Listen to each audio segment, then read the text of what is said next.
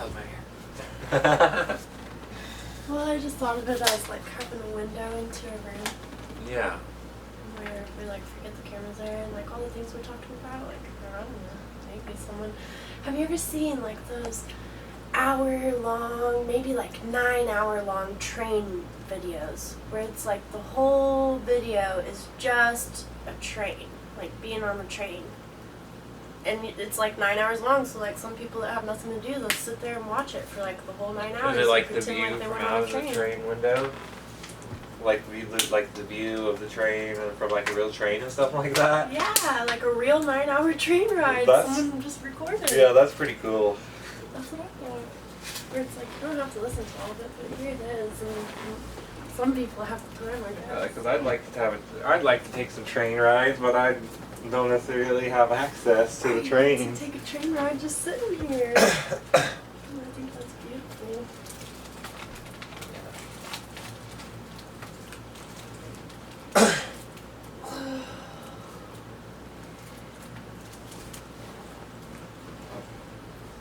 I had a pretty good steak yesterday. Yeah, it was just me, Jeremy, and Eric.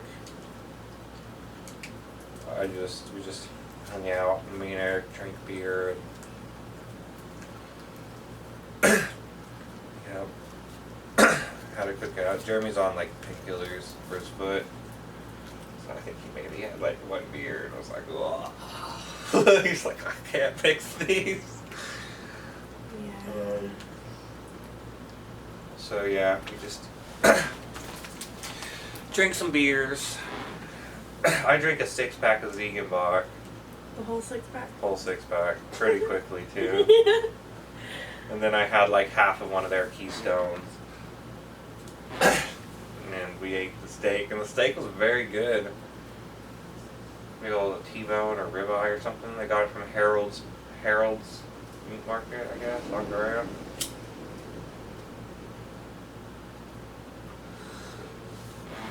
And yeah. Oh, Jeremy showed me his YouTube channel. He's got one? Yes. I don't know if he's made videos on it recently. He said that it was something that he was mostly into like 2 to 4 years ago when he was really doing it a bunch. What are his videos about? Conspiracies. So Scorpio. Yeah. Very, just like the kind of, ancient aliens, David Icke, conspiracy type stuff. David like Icke? Yeah, Icky David. But no, it was actually pretty cool. Like a bunch of it's stuff that I had heard before, and he was just it seemed kind of like a run through. But he had some shit in there that I had never heard before, or I'd never seen. He didn't talk about it very much, but he just like flashed through it on the screen, and it was comparing old alchemical symbols with electrical circuits. And I guess yeah, I don't know. I want to watch the video again to see where he was like, where these pictures were coming from, because it had all these like alchemical symbols and like electrical circuits, and he's talking about technology, because he's talking while we're watching it too, saying technology isn't something new, it's something old, and this has all been around for a long time, but it's just kind of being re-brought out. Or rediscovered, maybe, but maybe just has been like, in the background kind of. But yeah, I'd never really thought too much about electrical circuits and electrical mapping. I thought that it was, I had thought that it was beautiful, but thinking about like the symbolic representations and the creation of different symbols to create different electrical flows, I like that. Like, I really like ley lines, something I haven't looked into very much, but the idea of like a spiritual or electro-spiritual system of patterns and grids, like embedded in the planet, and how those ley lines can be altered, like through magnetic forces and certain like resonances and frequencies. Like, maybe there's a pathway going down 8th Street, let's say, and you wanted to move it to 9th Street. How would you do that? Okay, it's a ley line, it's in the earth. Well, maybe you could get certain crystals that attract that kind of energy, and just kind of like put a conglomeration of them in one point, and then in another point, you know, and change the patterns and like bury things and like take the dirt from here to there and plant certain trees and all that kind of thing, you know. Damn. And like gradually over time alter the electrical veins or the spiritual veins of the planet and transform the planet, you know, because What purpose? well, I'm not saying that it's something I want to do or that it has any purpose, but I just like to think of a possibility, you know. It's just a thing to imagine that hey, if there's these spiritual kind of magnetic pathways We through can the end up earth. with that, like trying to be advocates to change stuff, and we won't end up changing it correctly. If we just do it just for the fun of doing it, like a child, Yeah. then it probably works out just fine. But if we have too much intention, See, that's the thing is I don't know. I hadn't actually thought about doing it. I do have a couple. Well, one possibility, potential, something, is that you could terraform the planet. terraform? Yeah, like they talk about like terraforming Mars and stuff like that, you know. But the idea is more or less what I'm getting at. Terraform isn't the exact word, but I kind of like using that word there. Is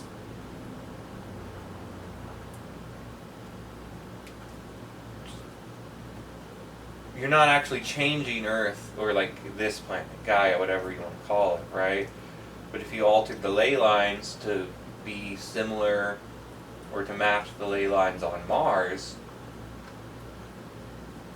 you'd be planetarily traveling to Mars.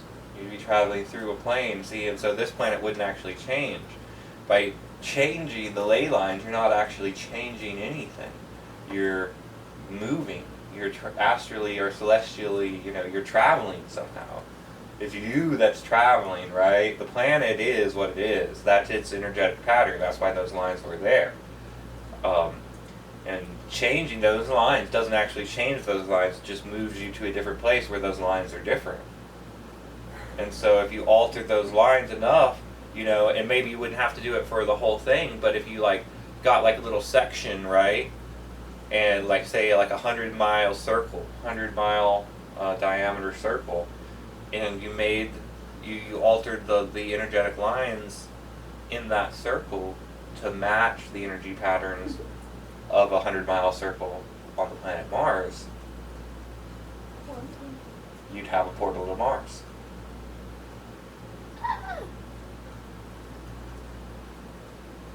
So what? You'd walk onto that circle and you'd be in Mars? You just magically pop up and you're on Mars and you can't breathe? You'd and be die? in that circle of Mars. You probably just feel the energy of Mars very extremely there. Well, yeah, see, but I mean, when I'm talking about Mars, I think that, you know, Mars probably has, you know, I think of Mars as the planet Mars, not the, it is the dot in the sky, but it's not at the same time. Yeah. Like, you know, not the pictures that were shown of Mars necessarily. Like, I think there's almost certainly life on Mars. I think the air is probably sulfuric, heavy amounts of sulfur in it. So yeah, it might be poisonous to humans, but it's probably something that you could develop. There's probably parts of Mars that do have enough oxygen to breathe. Like there's parts of Earth with a bunch of sulfur, right? Enough so much that it might be poisonous to us to breathe that air. So there's probably parts of Mars where there's enough oxygen that a human could go there and breathe it and not die. But see, the thing is with the kind of portal that I'm talking about, it's kind of a portal. It's like a halfway portal. Because with a circle like that, you would, when you stepped into that circle, you would be in that circle on Mars. But if you walked out of the circle, you'd step back into Earth. You wouldn't be on Mars. You wouldn't still be in Mars. So it's like a halfway portal. It's more like a window, you know? It's a window where you can physically be there, but if you step outside of that little window, you don't stay on Mars, you go back to Earth. But physically you're doing that, but you would only pick it up energetically. I think it would manifest physically. Maybe not immediately, but if you altered the energy lines, the spiritual energy of the place, and kept it like that long enough, it would start manifesting physically. And then you'd have a little pocket of Mars on Earth. Or what? You walk into that circle and everything around you changes? What you see changes? It could go in two ways. It could go in two ways depending on the surrounding land and how you link it, right? It could be a closed circuit, okay? So that you cross the line, you cross the threshold, and everything instantly changes. And you don't see the change from outside, It's like you don't see that circle on Earth, it just skips. The person that's there. Yeah, but then you step into that circle and you disappear, and you're on Mars for 100 miles in all directions. Or well, you'd be at the border, so you get what I'm saying though. And that's one way of doing it. Another way would be if it was an open circuit, and then there would be a gradual change, right? That would be like walking into a desert, or like going down into Powder Canyon, right? How the land changes and things look different, but you can go down into it and come back out of it, and it's like flat around, but you can look over the edge and see it and stuff like that. Like it is there, and it's linked. It's an open circuit. It just, the land looks different because the energy is different, and it's had time to manifest. So those are two ways of creating this kind of window portal. And it just depends on how you wire it. And then the third thing, and I'm not sure how to do this yet, but a true portal would be a tesseract. At least that's one way of doing it. Which that would be a place where you more or less created a bridge between Earth and Mars, and that bridge could be one step, to where it's like you walk through this door, and you're on a different planet. And then you can go out and explore the whole planet, and you're actually physically there, and the only way back and forth is through that door, or if there's other doors and that kind of thing. But you could go through the door, like I could step out this door, be on Mars, and then like walk back around behind the door, and still be on Mars. You have to go through it. Yeah, you have to go through it, and then you're there, but you got to go through it to get there. That's to be said for a lot of things. Like emotional pain, you gotta go through it. You can't go around it. Yeah. Go through it and figure out. Yeah, emotional pain is like a doorway that you don't know what's on the other side of it, but you go through it. Yeah. And then once you go through it, you can go back and look around, and see things differently.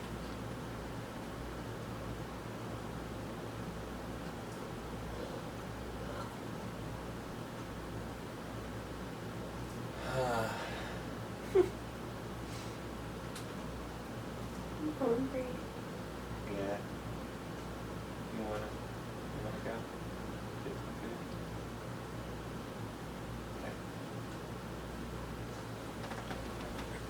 Okay. Ooh, is the Wonder Woman bakery closed? No. They're open Sundays? Mhm.